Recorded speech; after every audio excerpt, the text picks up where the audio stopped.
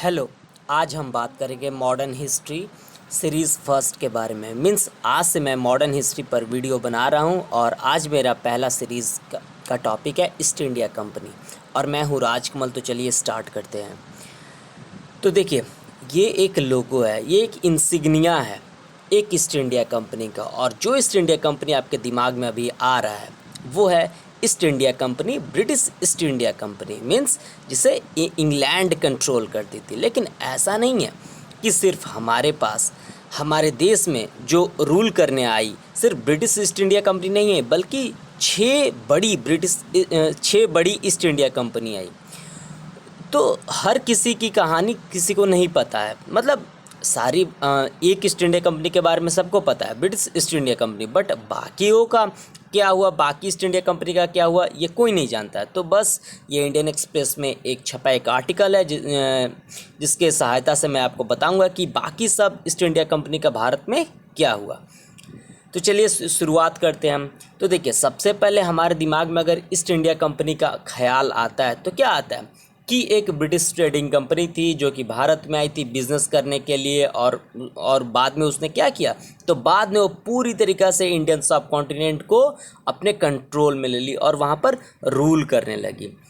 तो ये जो कंपनी था जिसे हमेशा कहा, तो जो ईस्ट इंडिया कंपनी, मीन्स मैं अभी बात कर रहा हूँ ब्रिटिश ईस्ट इंडिया कंपनी के बारे में, तो वो एक समय दुनिया का सबसे पावरफुल कॉरपोरेशन था, दुनिया का सबसे पावरफुल कंपनी था, जिसके पास अपना आर्मी था, अपना शिप था, अपना फ्लैग था, अपना मनी था। मतलब अपना उसके बाद से उसको अधिकार दिया गया था किसके द्वारा, तो ब्रिटिश पार्लियामेंट के द्वारा कि जाओ तुम इंडिया में और फिर से तुम अपना आर्मी बनाओ, शिप बनाओ, फ्लैग रखो, तुम मनी को प्रिंट करो और फिर से वहाँ पर तुम ट्रेड करो और फिर से अगर तुम चाहो तो वहाँ के लोगों को गुलाम भी बना सकते हो। वो कंपनी इतनी पावरफुल थी जितनी कि आज की अगर गूगल और फेसबुक की मैं बात करूं तो फेसबुक और गूगल आज के दुनिया के हर एक लोग यूज़ करता है गूगल और फेसबुक से। तो गूगल और फेसबुक हमारी ज़िंदगी के एक बहुत बड़ा मतलब हिस्सा बन चुका है। तो उससे भी ज़्यादा पावरफुल थी ये ब्रिटिश ईस्ट इंडिया कंपनी। तो सबसे पहले हम बात करेंगे ब्रिटिश ईस्ट इंडिया कंपनी के बारे में। लेकिन देखिए, ये मैं आपको पहले ही बता चुका हूँ कि सिर्फ यही एक ईस्ट इंडिया कंपनी नहीं था, बल्कि फ्रेंच ईस्ट इंडिया कंपनी था, पुर्तगीज़ ईस्ट इंडिया कंपनी था, डच ईस्ट इंडिया कंपनी था। देखिए, पुर्तगीज़ ईस्ट इंडिया कंपनी जो पुर्तगाल का था, फ्रेंच ईस्ट इंडिया कंपनी जो कि फ्रांस का था, डच ईस्ट इंडिया कंपनी जो कि नीदरलैंड्स का था। हालांकि दो और ईस्ट इंडिया कंपनी था, एक डेनिश ईस्ट इंडिया कंपनी था जो कि डेनमार्क का था और एक स्वीडिश ईस्ट इंडिया कंपनी था जो कि स्वीडन का था। लेकिन हमारे दिमाग में ये कभी बात नहीं आता है कि ये सब भी ईस्ट इंडिया कंपनी थी। तो जी हाँ, ये सब भी ईस्ट इंडिया कंपनी थी। तो सबसे पहले अब हम बात कर लेते हैं कि ये जो ईस्ट इंडिया कंपनी थे ये किस लिए थी। तो इनको फंड कौन करता था, तो देखिए, इनको सबसे पहले तो फंड करती थी इनकी गवर्नमेंट, इनकी मतलब इनकी सरकार फंड करती थी, इनके किंग फंड करते थे। लेकिन बाद में ये कंपनी बहुत बड़ा अपना आकार लेने लगी, तो ये लोग पब्लिक कंपनीज बन गई। मतलब ये लोग जो भी कंपनी थी ये बहुत सारी चीज़ों में अपना व्यापार करती थी, जैसे कि स्पाइस में, मसाला में, सिल्क में, टेक्सटाइल्स में, साल्ट पेट्रेर में, राइस में, ओपियम में, अफीम में। तो देखिए, इसको भयंकर इन्वेस्टर्स की ज़रूरत थी, इन्वेस्टमेंट की ज़रूरत थी। तो एक किंग है, वो एक कंपनी में अपना ह्यूज मनी नहीं इन्वेस्ट कर सकते हैं। तो ये कंपनी ने एक मतलब कि नया रास्ता सोचा और वहाँ पर एक पब्लिक कंपनी के बारे में उन्होंने सोचा और आम लोगों से वो पैसा इकट्ठा करने लगे। तो सबसे पहले अब हम बात करेंगे कि ये कंपनी आखिर में चलती कैसे थी, ये काम कैसे करती थी, हाउ डिड दे वर्क। तो देखिए, ये कंपनी का शुरुआत होता है रॉयल चार्टर से। मीन्स उस समय जो भी किंग थे, जो भी क्वीन राज करती थी जिस भी देश में, रिस्पेक्टिव कंट्री में, तो वो लोग इनको ग्रांट करता था कि तुम जाओ इस देश में और व्यापार करो। वहाँ पर मतलब मान लीजिए कि अगर इंग्लैंड इंडिया में व्यापार करने आता है तो इंडिया में कोई दूसरी इंग्लैंड की कंपनी नहीं आएगी, बल्कि वहीं आएगी, क्योंकि उसके पास रॉयल चार्टर है। तो इसी कारण ईस्ट इंडिया कंपनी एक मोनोपोली कंपनी बन गई इंडिया में काम करने के लिए।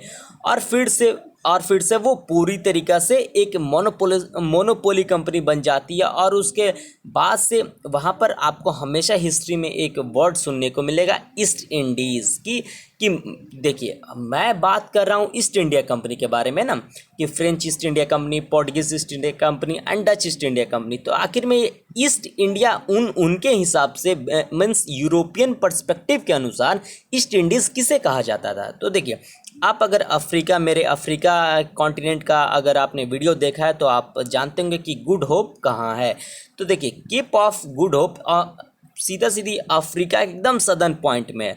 तो केप ऑफ गुड होप के ईस्ट साइड में आने वाले पार्ट को यूरोपियंस ईस्ट इंडीज़ कहते थे और वेस्ट साइड में आने वाले पार्ट को वेस्ट इंडीज़ कहते थे। जैसे कि मैं आपको बता दूं, ये मान लीजिए कि ये अफ्रीकी कॉन्टिनेंट हो गया, ये अफ्रीकी कॉन्टिनेंट हो गया, ये अफ्रीकी कॉन्टिनेंट हो गया और इसके नीचे केप ऑफ गुड होप है। तो इसके ईस्ट साइड में आने वाला पार्ट यानी मोस्ट ऑफ द एशिया, जिसमें इंडिया भी आ जाता है, फिर से चाइना भी आ जाता है, साउथ ईस्ट एशिया भी आ जाता है, तो ये सब ईस्ट इंडीज़ कहा जाता था। और इसके जो वेस्ट साइड में आने वाली जो पार्ट थी, जैसे कैरेबियन थी, ये सब वेस्ट इंडीज़ कही जाती थी। तो मुझे लगता है कि आप समझ चुके होंगे कि ईस्ट इंडीज़ और वेस्ट इंडीज़ में क्या फ़र्क होता है।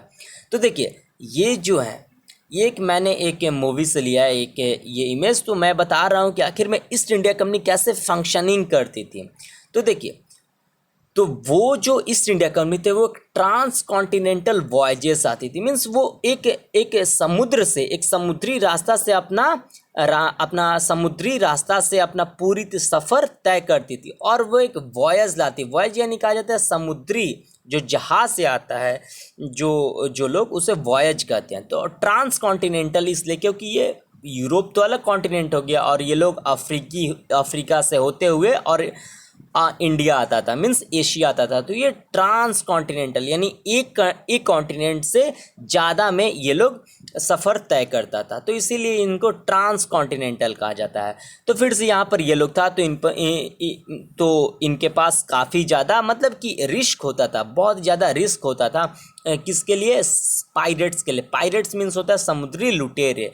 पायरेट्स के लूट ये डर होता था कि कहीं वो सामान ना लूट ले, फिर से एक्सीडेंट का भी डर होता था क्योंकि ये महीनों दिन तक ये जहाज़ चलती थी। मान लीजिए कोई इंडिया से उस समय इंग्लैंड जाने वाला होता तो 1 महीने से ज़्यादा समय लेता था और तब वो इंग्लैंड पहुंचता था। तो इसके बीच में समुद्री लुटेरों का भी खतरा होता था, वो उसके जहाज़ के डूब जाने का भी खतरा होता था, तो काफ़ी ज़्यादा खतरा होता था। तो वो जो कंपनी थी वो पूरी तरीक़ा से इन्वाइट करती थी रिस्पेक्टिव कंट्रीज़ के रिच बिजनेसमैन को कि आइए और इस कंपनी में आप इन्वेस्ट कीजिए और उसके बाद से हम आपको एक बहुत ही मोटा मुनाफा देंगे इसके रिटर्न में। खैर, उन लोगों को डर रहता था इन जैसे लुटेरों का, कैप्टन जैक स्पैरो जैसे पायरेट्स का, क्योंकि ये लोग बीच में ही उस इंग्लिश शिप को, पुर्तगीज़ शिप को ये लोग लूट लेते थे। फिर से हम बात कर लेते हैं कि जो लोग भी इन्वेस्ट करता था, मान लीजिए कि जो लोग, तो ये कंपनी जो भी होती थी ईस्ट इंडिया कंपनी, मैंने तो बताया कि रॉयल चार्टर से स्टार्ट होती थी, मीन्स गवर्नमेंट इनिशियली में फंडिंग करती थी, लेकिन ये इतनी बड़ी कंपनी हो जाती थी और इसका गोल इतना ज़्यादा बड़ा हो जाता था कि ये मतलब कि इसको पूरी तरीक़ा से सरकार के दया दृष्टि पर नहीं रहना होता था, इसको और ज़्यादा फंडिंग की आवश्यकता पड़ती थी। तो ये बहुत ज़्यादा इन्वेस्टर्स को खोजती थी और वैसे ही ये अगर किसी भी कंपनी में एक से अधिक लोग अगर इन्वेस्ट कर देते हैं तो उसे पब्लिक कंपनी कह दिया जाता है और यहीं से पूरी दुनिया का पहला जॉइंट स्टॉक कंपनी की शुरुआत होती है। और मैं बता दूं, इनफैक्ट दुनिया का सबसे पहला जो ईस्ट इंडिया कंपनी था, जो कि जिसे हम कहते हैं जो कि डच ईस्ट इंडिया कंपनी, वो दुनिया का सबसे पहला कंपनी था, जो कि दुनिया का पहला जॉइंट स्टॉक कंपनी था और वो एक शेयर मार्केट में लिस्ट होने वाली भी कंपनी थी। 1628 में एम्स्टर्डम नीदरलैंड्स में वो रजिस्टर्ड हुई थी और यहीं से फाइनेंशियल मार्केट्स की भी स्टार्टिंग होती है। तो यहाँ पर सबसे पहले मैं ईस्ट इंडिया कंपनी के बारे में बात करता हूँ, तो वो है Portuguese east India company, means वैसी ईस्ट इंडिया कंपनी जिसे पुर्तगाल का सरकार फंड करता था और पुर्तगाल के बिजनेसमैन भी बैकअप देते होंगे उसको। तो देखिए, सबसे पहले पुर्तगाल का जो पोर्टुगीज़ ईस्ट इंडिया कंपनी थी वो पहली यूरोपियन कंपनी थी जो कि ईस्ट साइड में आई। ईस्ट साइड मीन्स वो इंडिया के तरफ आई, वो मतलब इंडियन ओशन में आने वाली पहली यूरोपीय लोग थे। वो कौन थे? तो पुर्तगीज़ लोग थे। तो वो हमेशा आते थे और फिर से अफ्रीका से ही व्यापार करके और वापस लौट जाते थे। लेकिन वो लोग काफ़ी हिम्मत दिखाए और उसके बाद से वो घुसने की भी कोशिश करते थे इंडियन ओशन में। लेकिन उस समय जो भी इंडियन ओशन था, इंडिया था, फिर से साउथ ईस्ट एशियन नेशन था, वो सब मुस्लिम एम्पायर से घिरा हुआ रहता था। तो इनको काफ़ी ज़्यादा डर भी था। लेकिन इनको 1498 में एक जीत मिलती है, एक सक्सेस मिलता है, जब एक छोटा नौजवान वास्को ड गामा फाइनली आ जाता है कालीकट में, जो कि आज के डेट में केरला में है। और कालीकट केरला में मीन्स ये इंडिया में। तो ये इंडिया पहुंचने वाले पहले यूरोपियंस बनते हैं, मतलब पहले यूरोपियन ईस्ट इंडिया रिप्रेजेंटेटिव होते हैं। और ये उसी समय 1498 में जब ये इंडिया में आते हैं तो पहली बार यूरोपियन लोग डिस्कवर करते हैं इंडिया को। तो इसीलिए आप बहुत सारे जीके के बुक में देखते होंगे कि क्वेश्चन आता है कि भारत का कब खोज हुआ था, तो आंसर आता है 1498। तो देखिए, भारत तो हजारों साल से था, लेकिन according to European perspective Bharat की खोज 1498 में हुई थी। लेकिन according to Indian perspective Bharat तो हजारों सालों से था।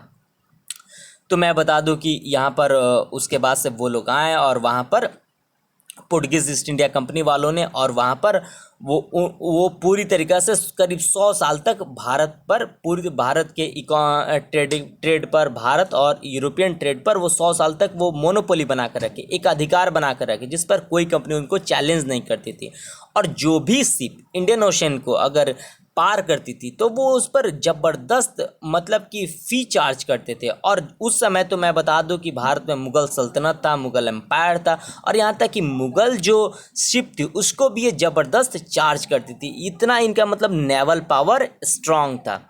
फिर से मैं बात कर दूं कि हालांकि जो पोर्टुगीज़ ईस्ट इंडिया कंपनी की फॉर्मली को ये स्टार्ट होती है, मतलब कि फॉर्मली स्टार्ट होती है तो वो 1628 में होती है। लेकिन ये आपको जानना चाहिए कि पहले ही से 1498 में पोर्टुगीज़ इंडिया में आ गए थे वास्को डी गामा के साथ ही। लेकिन देखिए, शुरुआत तो होता है लेकिन फॉर्मली इसका स्थापना होता है 1628 में, और ये काफ़ी कम समय तक जीवित रहता है ये कंपनी, और 1633 में ही ख़त्म हो जाता है। क्योंकि देखिए, इसको काफ़ी डर रहता है इंग्लैंड से और उस समय डच से, यानी इंग्लैंड से एंग्लो यानी इंग्लैंड और डच यानी नीदरलैंड्स वालों से इसको काफ़ी डर होता था। क्योंकि उस समय ये दोनों जो यूरोपियन पावर्स थी, इंग्लैंड और नीदरलैंड्स, वो भी इंडियन जो ट्रेड था वहाँ पर ज़बरदस्त अपना इंटरवेंशन करना शुरू कर दी थी। तो यहाँ पर हुआ ये कि काफ़ी ज़्यादा इस कंपनी को लॉस होने लगा। तो उसके बाद से इस कंपनी को काफ़ी ज़्यादा इन्वेस्टर नहीं मिल पा रहे थे और ये कंपनी कोलैप्स करके ख़त्म हो गई। और इसका जो भी मतलब कि जो भी इसका जो लैंड था, जो भी इसने जो ज़मीन एक्वायर किया था, छीना था, उसे हार गया, या तो हार गया नेटिव रूलर से यानी भारतीय राजा से, नहीं तो इसके जो यूरोपियन पावर से, यूरोपियन राइवल्स थे, इंग्लैंड था, फ्रेंच था, डच था, उससे वो लूज़ कर गया, हार गया, उनको दे दिया। लेकिन ये उनमें से 3 जो टेरिटरी था उसको वो होल्ड किए रहा 1961 तक। वो था गोवा, दमन एंड दीव। इन तीनों जो टेरिटरी था इनको 1961 तक पुर्तगाल होल्ड करता है। लेकिन बाद में इंडियन मिलिट्री आती है और इनको भगा देती है, और गोवा, दमन एंड दीव इंडियन यूनियन का पार्ट बन जाता है। लेकिन मैं आपको यहाँ पर एक इंटरेस्टिंग चीज़ बताता हूँ कि यहाँ पर जो कि एक ब्रिटिश प्रिंस होते हैं और यहाँ पर एक पोर्टुगीज़ प्रिंसेस होती है, उनके बीच में शादी हो जाती है। और जो मुंबई सिटी है, जिसको पहले बॉम्बे कहा जाता था, वो उसे पोर्टुगीज़ दौरी में दे देते हैं ब्रिटिशर्स को, और उसके बाद से मुंबई जो सिटी है वो ब्रिटेन अपने कब्जे में ले लेता है। हालांकि यहाँ पर पूरी तरीके से ब्रिटेन को दहेज में मिला था। ये इंटरेस्टिंग फैक्ट्स मैं आपको बताया। फिर से सेकंड कंपनी है Dutch east India company. Dutch means आपको मैंने बताया ही नीदरलैंड्स के बारे में। तो देखिए, डच ईस्ट इंडिया कंपनी के बारे में मैंने बताया कि इसका भी सारी ईस्ट इंडिया कंपनी का शुरुआत होता है रॉयल चार्टर से, और ये अपने समय की बहुत बड़ी कंपनी थी और इसकी शुरुआत 1602 में होती है। इसको इसको इसको आप डच भाषा में VOC भी कहा जाता है, लेकिन इसका अगर आप इंग्लिश वर्जन करेंगे तो डच ईस्ट इंडिया कंपनी ही होगा। और ये स्टॉक एक्सचेंज पर लिस्ट होने वाली दुनिया की सबसे पहली कंपनी होती है, जैसा कि मैंने आपको अभी पहले ही बताया। और ये कहाँ पे किस स्टॉक एक्सचेंज में होती है, तो एम्स्टर्डम स्टॉक एक्सचेंज में होती है। और ये दुनिया की पहली जॉइंट स्टॉक कंपनी भी होती है, वैसी कंपनी जहाँ पर एक इन्वेस्टर नहीं होते हैं बल्कि थाउजेंड्स ऑफ इन्वेस्टर्स होते हैं। और देखिए डच जो हैं वो इनिशियली फोकस करते हैं इंडोनेशिया पर। इंडोनेशिया को पहले डच ईस्ट इंडीज़ कहा जाता था, तो इंडोनेशिया पर फोकस करते हैं, लेकिन वो बीच में क्या करते हैं, बीच में वो काफ़ी लड़ाइयाँ लड़ते हैं। और वो इंडिया में एक तमिलनाडु का कोई एक टेरिटरी होता है उसे वो अपने कब्जे में ले लेते हैं, और वहाँ पर वो टेक्सटाइल बिज़नेस शुरू कर देते हैं। उसके बाद से वो अपना काफ़ी पोस्ट बंगाल में, गुजरात में और सीलोन में शुरुआत करते हैं। सीलोन आज का श्रीलंका है, सो कंफ्यूज मत होइएगा। सो मैं बता दूं कि जो ट्रेडिंग ये सब कंपनी थी जो कि ट्रेड करती थी टेक्सटाइल का, स्पाइसेस का, वो पूरी तरीक़ा से प्रॉफिटेबल कंपनी थी, वो काफ़ी ज़्यादा मुनाफा कमाती थी। और मैं बता दूं कि ये कंपनी इतनी ज़्यादा क्रूर थी, इतनी ज़्यादा मतलब मुनाफा में ये लिप्त कंपनी थी कि ये इंडियन स्लेव्स का भी ट्रेड करती थी, मतलब भारत के लोगों का गुलाम बनाकर उनको बेचती भी थी। किसके बदले, तो स्पाइसेस के बदले। और ये मोस्टली जो डच ईस्ट इंडिया कंपनी का स्ट्रांग होल्ड था वो इंडोनेशिया का जकार्ता था, मलाक्का था और सीलोन था। मीन्स आप देखें तो साउथ ईस्ट एशिया में इसका ज़बरदस्त पकड़ था। लेकिन उसके बाद से होता है कि डच ईस्ट इंडिया कंपनी ज़्यादा दिन तक एग्जिस्ट नहीं कर पाती है, और second half of 18th century में वो ब्रिटिश से अपना टेरिटरी हार जाती है। और उसके बाद एक संधि होता है जिसमें बोला जाता है 1825 में, जिसमें कहा जाता है कि इंग्लैंड साउथ ईस्ट एशिया में अपना इंटरवीन नहीं करेगा और डच अपना इंडिया में इंटरवीन नहीं करेगा। इसीलिए डच जो होते हैं वो इंडोनेशिया में काफ़ी दिनों तक रहते हैं, करीब 1948 तक रहते हैं, और इंडिया में आपको पता ही है ब्रिटिशर्स 1947 तक रहते हैं। तो दोनों के बीच एक ट्रीटी हुआ था। तो यहाँ पर ईस्ट इंडिया कंपनी का बिल्कुल भी कहानी ख़त्म नहीं हुआ। यहाँ पर और 3 ईस्ट इंडिया कंपनी की कहानी बाकी है। फ्रेंच ईस्ट इंडिया कंपनी, उसके बाद से डैनिश ईस्ट इंडिया कंपनी और स्वीडिश ईस्ट इंडिया कंपनी। इसलिए ये बिल्कुल कंटिन्यू रहेगा, और नेक्स्ट वीडियो में मैं आपको इन तीनों ईस्ट इंडिया कंपनी के बारे में ही बताऊंगा कि इंडिया में इनका कहाँ कहाँ स्ट्रांग होल्ड था, कैसे ये अपना वार लड़ी, फिर से हार गई ब्रिटिशर से, और इनका जो कोई छोटा टेरिटरी था वो कहाँ कहाँ था। तो सब चीज़ मैं आपको बताऊंगा। सो आपको ये वीडियो कैसा लगा ये मुझे कमेंट सेक्शन में कमेंट करके ज़रूर बताइएगा। सो घर में रहिए, सुरक्षित रहिए, मास्क पहनिए, और इस वीडियो का लिंक का PDF मैंने इस डिस्क्रिप्शन बॉक्स में दिया है। अगर आपको डाउनलोड करना है तो ज़रूर कर सकते हैं, और इस वीडियो को शेयर कीजिए, सब्सक्राइब कीजिए और लाइक भी ज़रूर कीजिए। So thanks.